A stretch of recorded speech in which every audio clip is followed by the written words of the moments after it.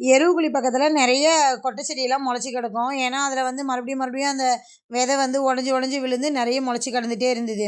அதில் நிறைய கொட்டைக்காலாம் கொலை கொலையாக தொங்கிட்டு இருந்தது. நமக்கெல்லாம் வந்து அதை கொண்டுட்டு வந்து வெயிலில் போட்டு நெரிச்சி எடுக்கிற அளவுக்குலாம் நமக்கு பக்குவம் பத்தாது. அதை வந்து நம்ம பார்வதி அம்மா மட்டும்தான் தெளிவாக செய்யுமா. உடனே அவங்கெல்லாம் அதை கொண்டு வந்து கொலை கொலையாக இருந்ததெல்லாம் கொண்டு வந்து போட்டு எல்லாம் நெரிச்சி அது ஒரு 4 கிலோ பக்கமாக வந்துச்சு வச்சுருந்தாங்க. அதுக்கப்புறம் தேங்காய் வேறு உடச்சி போட்டு வச்சுருந்தாங்களா. சரி இன்றைக்கி அந்த தேங்காய் பருப்பும் எடுத்துகிட்டு போனால் அது போடுற செக்குக்கு கூட ஆகாது. அதனால சரி அந்த தேங்காய் பருப்பு, இந்த கொட்டைமுத்து இதெல்லாம் வந்து மில்லில் கொடுத்துட்டு நம்ம வந்து அதுக்கு வேறு ஏதாச்சும் எண்ணெய் ஏதாச்சும் வாங்கிட்டு வரலாம் அப்படின்னு சொல்லி ஒரு பிளானை பண்ணணும். சரின்னு சொல்லிவிட்டு இன்றைக்கி அங்கே போனதுடனே எங்கள் அம்மா என்ன பண்ணாங்கன்னு தெரியல. ஏதோ இந்த பலகாரம் செஞ்சால் கீழே விழுவுற கணக்காக எங்கள் அம்மா போனதுமே வச்சதும் கொட்டைமுத்தை கீழே கொட்டி விட்டு அதுக்கப்புறம் அதை அள்ளி போட்டுக்கிட்டு இருந்தாங்க.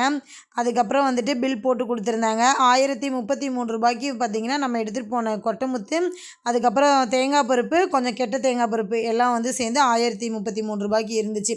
அதுக்கப்புறம் சரி நம்ம வந்துட்டு வேறு அதுக்கு வாங்கிட்டு போயிடலாம் எண்ணெய் அப்படின்னு சொல்லி விளக்கெண்ணெய் 1 லிட்டரும் தேங்காய் எண்ணெய் 1 லிட்டர் தான் வாங்கியிருந்தேன்.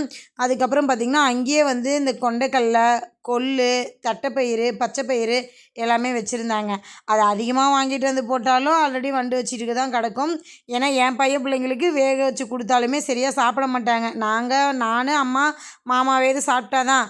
அதனால சரி அதுலேயும் ஒரு அரை கிலோ மட்டும் எடுத்துகிட்டு போகலாம் அப்படின்னு சொல்லிட்டு எல்லாத்துலேயும் ஒரு அரை கிலோ மட்டும் எடுத்துகிட்டு வந்தோம். இந்த பக்கத்தில் வந்து எள்ளு ஓடிட்டு இருந்தது நல்லெண்ணெய்க்கு. அந்த எள்ளு வாசம் வந்துட்டு இவ்வளோ தான் வாசம் அடிக்குதுன்னு இல்லை, எள்ளுருண்டை வாசம். அங்கே நிற்கும் போதே ஏதோ நமக்கு வந்து அந்த செக்கில் ஓடும்போதே பார்த்தா அதை அள்ளி உருண்டை பிடிச்சி ஒருவா வாயில் போடலாமான்னு தோணுச்சு. ஆனால் அதில் தான் சக்கரை போடாமல் ஓடிட்டு இருக்குமே, அது இனிப்பாகவும் இருக்காது. அதை என்னத்தை எடுத்து வாயில் போடுறது. அதுக்கப்புறம் ஒரு வழியாக எல்லாம் பேக் பண்ணி முடிச்சுட்டு மீதி ஒரு அமௌண்ட் வந்து ஒரு 290 ரூபா அங்கே வாங்கினது போக ஒரு 290 ரூபா கையில் கொடுத்தாங்க. அதையும் வாங்கி எடுத்துகிட்டு வந்து இந்தாம்மா ஏதோ நீ பாவம் கஷ்டப்பட்டு வேற அந்த கொட்டைக்காயெல்லாம் நெரிச்ச ஏதோ இந்த காசையாவது கடைசியாக கையில் வாங்கிக்கி அப்படின்னு சொல்லியிருந்தேன். உடனே வந்ததும் அந்த எண்ணெய் இதெல்லாம் எடுத்து வச்சுட்டு இருந்தேன். எங்கள் அம்மா சொன்னாங்க, நீ நிறைய வேக வச்சு போடுறேன்னு ஒன்றும் இல்லாமல் பண்ணிவிடாத, உன் மகனும் சாப்பிடவே மாட்டானுங்க. நீ அதுலேயும் ஒரு அரை டம்ளர் மட்டும் டெய்லியும் ஊற வச்சு வேக வை, அவனுங்க சாப்பிட்டா ஓகே, இருந்தால் என்ன அப்புறம் நம்ம சாப்பிட்டுக்கலாம் அப்படின்னு. உடனே இதெல்லாம் போக நைட்டு என்ன சமைக்கிறதுன்னு ஒரு யோசனை. ஏன்னா என் பையன் பிள்ளைகளுக்கு வந்து நான் வந்து இந்த கத்திரிக்காய், அவரைக்காய், முள்ளங்கியே செய்கிறேனாமா. முருங்கைக்காய் கிடைச்சாதானே நான் செய்கிறதுக்கு. ஏன்னா மரத்தில் வந்து பூ மட்டும்தான் இருக்குது, காய் இல்லை. அதனால் பக்கத்தில் கொண்டு வந்து கொஞ்சம் முருங்கைக்காய் கொடுத்தாங்களா.